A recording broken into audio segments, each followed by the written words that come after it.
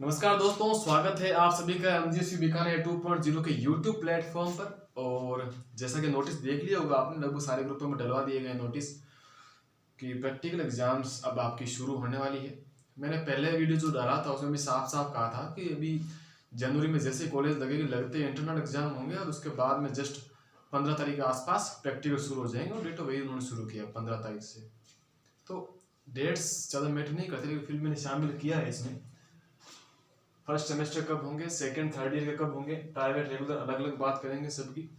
उसके अलावा तैयारी कैसे करनी है, फाइल्स का क्या है, एग्जाम सेंटर का कैसे डिसाइड होगा और एग्जाम किस तरीके से होती है, ये कंप्लीट इस एक वीडियो में बात करेंगे। तो अंत से शुरू से अंत तक वीडियो को देखिएगा। सबसे पहले बात करेंगे कि प्रैक्टिकल एग्जाम कितना मायने रखता है। मायने रखना आपको पता है कि अपने अगर बात करें फर्स्ट सेमेस्टर की, सबसे पहले तो फर्स्ट सेमेस्टर में जो प्रैक्टिकल एग्जाम है वो है 40 अंकों का। आपको पता होगा कि फर्स्ट सेमेस्टर में 150 नंबरों का हर एक सब्जेक्ट है। उसमें से उन्होंने 40 नंबरों के तो कर दिए 2 पेपर, उसके अलावा 30 नंबर का इंटरनल एग्जाम कर दिया और 40 नंबर का कर दिया है उन्होंने प्रैक्टिकल एग्जाम।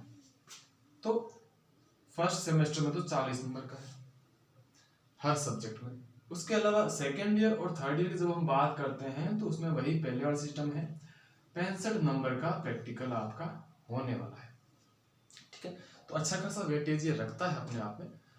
जो सेकेंड ईयर थर्ड ईयर में उनको पता ही होगा, उन्होंने पिछले साल दिया था, वही सिस्टम है कि इसमें क्या होता है कि 200 नंबर का एक सब्जेक्ट होता है और 200 नंबर का सब्जेक्ट में से 65 का प्रैक्टिकल होता है और उसके अलावा 3 पेपर होते हैं 45 नंबर के। इनको जोड़कर 135 ये हो गए और 65 ये हो गए, 200 नंबर का एक सब्जेक्ट होता है। तो वेटेज सबको पता है। तो बात शुरू करते हैं सबसे पहले कि सेमेस्टर एग्जाम के कब होने वाला है। तो सबको सूचना मिल ही गई है, 15 जनवरी से 27 जनवरी के बीच में आदेश आए हैं कि भाई आपको 15 जनवरी से 27 जनवरी के बीच करवाने हैं। किसके करवाने हैं? सिर्फ अभी आदेश जो आए हैं वो आए हैं फर्स्ट सेमेस्टर के। सेकेंड ईयर और थर्ड ईयर का भी नहीं आए हैं, लेकिन जो सेकेंड ईयर थर्ड ईयर देख रहे हैं वो भी देखिएगा, सारी आपके काम की भी चीज इसमें होगी। तो फर्स्ट सेमेस्टर हो रहा है 15 जनवरी से 27 जनवरी के बीच के।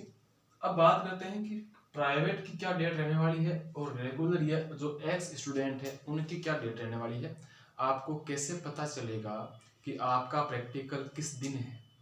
अमूमन बच्चों में यही सवाल होता है कि सर मेरा प्रैक्टिकल कब है, और बहुत सारे बच्चों को छूट भी जाते हैं। ये हर साल होता है क्योंकि आलसी प्रवृत्ति इनकी हो गई है आजकल। कॉलेज जाना चाहते नहीं है और पूछते हैं तो सर मैं तैयारी कर रहा हूँ। तो भाई तैयारी सभी करते हैं, आपकी डिग्री इंपॉर्टेंट है, कॉलेज जाना जरूरी है। तो सबसे पहले बात करेंगे, चाहे प्राइवेट हो या रेगुलर हो या एक्स स्टूडेंट हो, आपका प्रैक्टिकल एग्जाम किस दिन है ये आपको कैसे पता चलेगा वो देखो। इस बार जैसा आपने नोटिस देखा होगा तो उसमें एक लाइन मेंशन थी कि जो एक्सटर्नल टीचर होंगे उनकी नियुक्ति यूनिवर्सिटी द्वारा नहीं की जाएगी। तो इसका मतलब है कि कॉलेज का जो प्रिंसिपल है वो अपने स्तर पर अरेंज करेगा एक्सटर्नल एग्जामिनर। अब जो एक्सटर्नल एग्जामिनर डेट देगा, यूनिवर्सिटी ने कहा इन दिनों के बीच में आप करा लेना, और उसके बाद वो रह जाए तो वो रह ही जाए, उनको फेल करके दोबारा से अगले साल ही कराना है आपको। तो जो है वो ये देख लीजिए आप। फिर एक्सटर्नल एग्जामिनर ने मान लीजिए कहा कॉलेज को कि भैया 20 से 25 जनवरी के बीच में मैं आपकी कॉलेज आ सकता हूँ। तो कॉलेज क्या करेगा, 20 से 25 जनवरी के बीच का एक टाइम टेबल सेट करेगा। और जैसे मान लीजिए एग्जाम्पल के लिए किसी एक्स कॉलेज में, मान लीजिए डूंगर कॉलेज है या एमएस कॉलेज है, कोई भी ले लो आप, उसमें फर्स्ट ईयर के अंदर फर्स्ट सेमेस्टर में मान लीजिए 800 बच्चे हैं, जनरली है 800 850 सीट है फर्स्ट ईयर में, सारी वो बीएससी मिला मिलूंगी इसमें। तो कॉलेज क्या करेगी, इनको बांटेगी सेक्शन में। अभी बांट रखा है आपको, जैसे A B C D E F G, उसमें भी A1 B2 इस तरह से बांट के 20-20 बच्चों का 25-25 बच्चों का अलग अलग बैच बनाएगी। उनकी कॉलेज में नोटिस बोर्ड पर या कहीं पे लिस्ट लगवा देगी।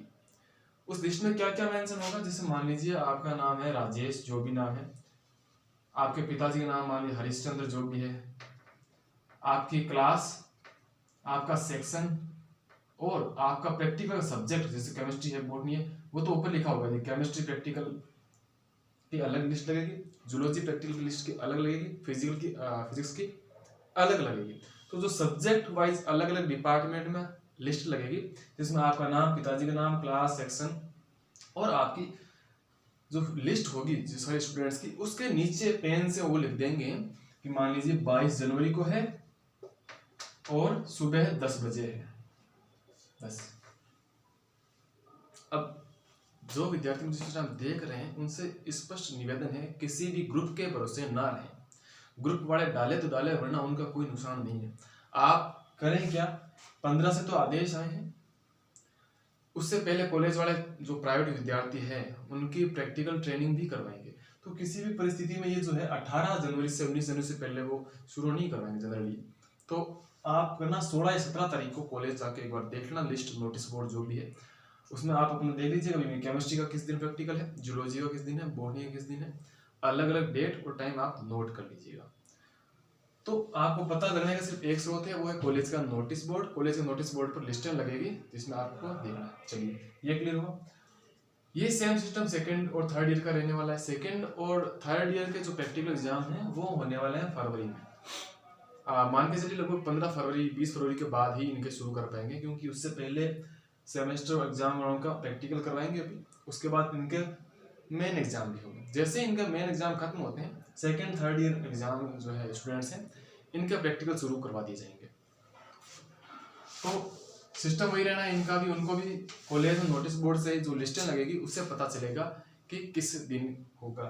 ध्यान रहे, अगर किसी कॉलेज में 100 बच्चे हैं ना, तो 100 बच्चों का एक साथ नहीं होगा, उनको 20-20 करके 5 दिन में बांटेंगे, समझे। तो इसका लिए किसी को भी मत पूछना सर मेरा किस दिन है, कोई नहीं बता सकता आपको, आपका अलग एक, सबका अलग अलग दिन होता है, ठीक है। चलिए फिर बात करते हैं तैयारी कैसे करनी है या फिर फाइल्स वगैरह का क्या सीन है। देखिए जो प्राइवेट विद्यार्थी है उनको मैं कहना चाहूँगा, एक बार फाइल्स आप मत बनाइएगा, बना लिए कोई दिक्कत नहीं, लेकिन जिन्होंने नहीं बनाई है वो मत बनाइएगा। क्यों नहीं, क्योंकि देखो आपकी प्रैक्टिकल ट्रेनिंग होगी, उस दौरान आपको बताया जाएगा कि इस सब्जेक्ट की फाइल बनानी है या नहीं बनानी है। क्योंकि पिछली बार जो है कई कॉलेजों ने छूट दी थी प्राइवेट विद्यार्थियों को फाइल से, तो हो सकता है आपको भी मिल जाए, और नहीं भी मिले तो आपको बता देंगे भाई ये प्रैक्टिकल बनाने हैं आपको, उस टाइम मिल जाएगा आपको आराम से। लेकिन जो रेगुलर विद्यार्थी है वो अपनी फाइल्स अगर खत्म नहीं की अब तक, वो फटाफट खत्म करें और टीचर से चेक कराएं। रेगुलर विद्यार्थियों को आवश्यक रूप से फाइल जो है टीचर से चेक करानी है। अगर नहीं करवाते हो वैसे ज़्यादा नुकसान नहीं है, बट अंकों का नुकसान होता है उससे, है ना। क्योंकि जो इस विद्यार्थी की फाइल चेक होती है तो अमूमन एक्सटर्नल मानता है कि इस बच्चे ने प्रैक्टिकल किए हैं, समय पर चेक करवाता रहा है, थोड़ा बहुत फर्क पड़ता है मेंटल लेवल पर। बाकी आपके जो प्रैक्टिकल मार्क्स है वो डिपेंड करते हैं आपकी कॉलेज में कितनी उपस्थिति रही है, इंटरनल एग्जाम जो है आपके कॉलेज के टीचर्स आपको कितना जानते हैं, तो उससे आपको नंबर मिलने वाले हैं। सबसे पहले बात करेंगे कि तैयारी कैसे करनी है। सिंपल सा मेथड बताता हूँ, आप जो फाइल बना रहे हो उसको ढंग से बनाइए एकदम सुंदर तरीके से, और उसको याद करिए। बिल्कुल ये फाइल जो आप याद करोगे ये आपको प्रैक्टिकल एग्जाम में भी फायदा करेगी और मेन एग्जाम में भी हूबहू फायदा करेगी, ठीक है। क्योंकि इसमें जो स्पेसिमेंस जो है जितने भी है वो आपके मेन एग्जाम में भी शामिल है। तो तैयारी के लिए एक तरीका, अपनी जो फाइल है उसको अच्छे से पढ़िए। प्राइवेट विद्यार्थी भी जैसे अगर पढ़ना चाहे तो हमने जो है ये तो टेलीग्राम है हमारा, इसमें हमें डाल रखी है, तो फाइल्स पढ़ सकते हैं वहाँ से भी उसको, तो उसमें आपको फायदा मिलेगा सीधे सीधे। क्योंकि जो अब फाइल्स की बात करें बता चुका हूँ मैं, यहाँ पे आपको मिल जाएगी। उसके अलावा एग्जाम सेंटर की मैं बात करूँ, देखिए जिस कॉलेज में आपने एग्जाम फॉर्म जमा कराया है, मान लीजिए डूंगर में कराया हो, MS में कराया, रामपुरिया में कराया हो, किसी में भी कराया हो, है ना, तो सबसे पहले तो आपको उस कॉलेज जाना है। 90% केसेस में जिस कॉलेज में आपने एग्जाम फॉर्म जमा कराया है वहीं पर आपके प्रैक्टिकल एग्जाम होते हैं। लेकिन कई बार आपका प्रैक्टिकल एग्जाम दूसरी कॉलेज में भी होता है, क्योंकि जिस कॉलेज में आपने एग्जाम जमा कराया वहाँ पे उसकी फैसिलिटी अवेलेबल नहीं है। तो आपको पता चलेगा आपने जहाँ पे एग्जाम सेंटर जो भरा है वहाँ पे वो बता देंगे कि आप फलाना कॉलेज में जाइए, आपका वहाँ पे प्रैक्टिकल एग्जाम है, वहाँ आपकी प्रैक्टिकल की फीस काट लेंगे वो और प्रैक्टिकल करवा देंगे। तो एग्जाम सेंटर का एक तो वो तरीका है। दूसरा तरीका ये है कि आपका प्रैक्टिकल सेंटर के लिए एडमिट कार्ड भी आएंगे, ध्यान है, एडमिट कार्ड भी आपके आएंगे।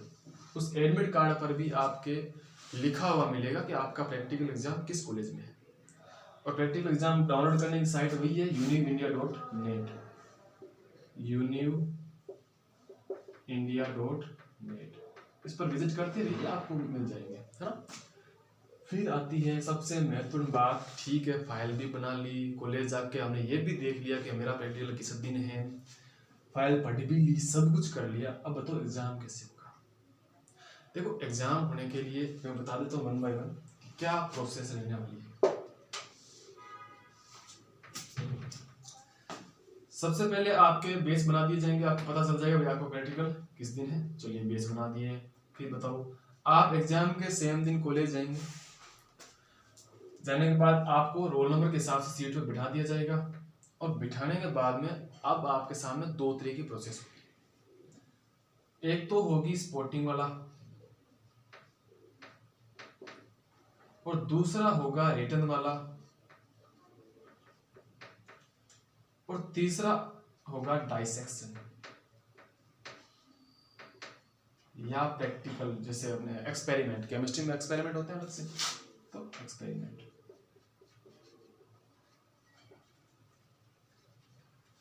इस तीन तरह की आपकी वहां पे चीजें होने वाली है में जो आपकी प्रैक्टिकल एग्जाम है। बैठते आपको कॉपियां दे दी जाएगी, दो कॉपी आपको दी जाएगी, एक कॉपी होगी स्पॉटिंग की, दूसरी होगी मेन कॉपी, और ये आपका वहां पे करके दिखाने वाला काम है। और फिर लास्ट में एक चीज आती है जो सबसे इंपॉर्टेंट होती है इसमें, वो होती है वाइवा।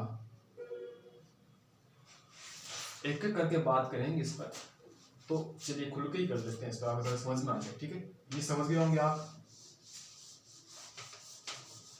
तो मान लीजिए आपने सबसे पहले स्पोर्टिंग की कॉपी की बात करते हैं। स्पोर्टिंग क्या होती है?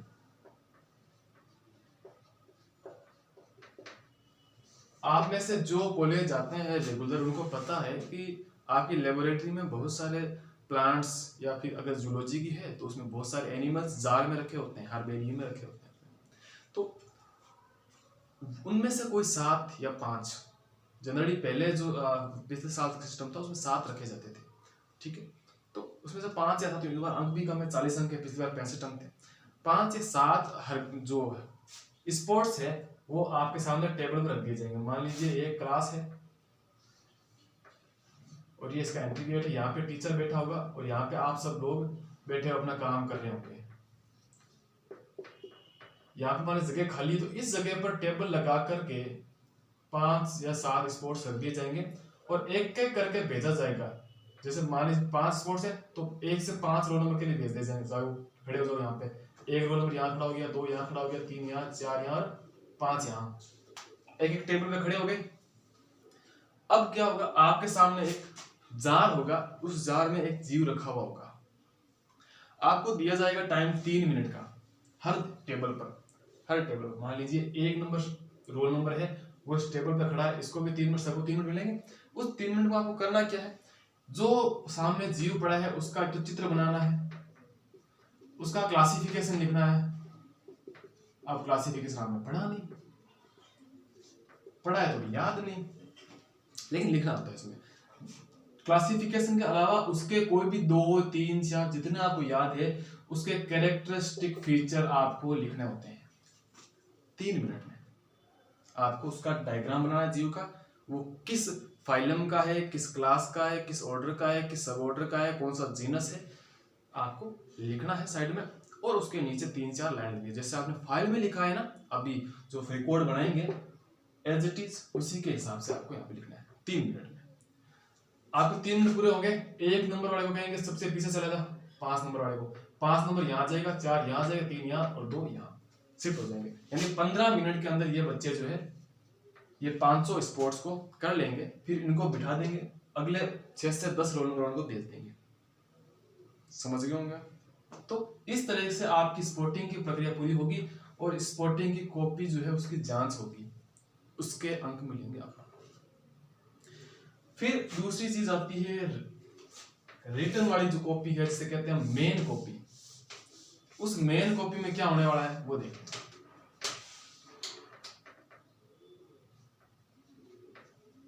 मेन कॉपी आपकी सबसे ज्यादा इंपॉर्टेंट मानी जाती है। वैसे तो स्पोर्टिंग भी इंपॉर्टेंट है और मेन कॉपी भी इंपॉर्टेंट है, डाइसेक्शन होना थोड़ा भी फिर भी देख लेते हैं, वाइवा भी इंपॉर्टेंट है। मेन कॉपी में क्या करना होता है, क्लास में सामने बोर्ड पर आपको 5 सवाल मिलेंगे। वो 5 सवाल वही होंगे जो आपने फाइल में किए हैं।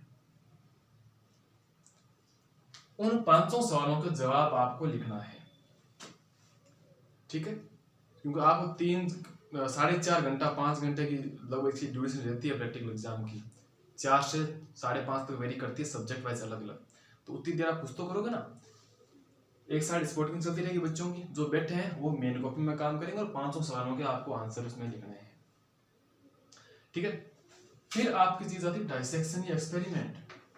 डाइसेक्शन आपको पता है जूलॉजी बॉटनी में आप करते ही हैं, एक्सपेरिमेंट फिजिक्स केमिस्ट्री में होते हैं। अब जिन्होंने नहीं किया उनके सामने बड़ी दिक्कत आती है, क्योंकि उनको कुछ पता नहीं होता क्या करना है क्या नहीं करना है।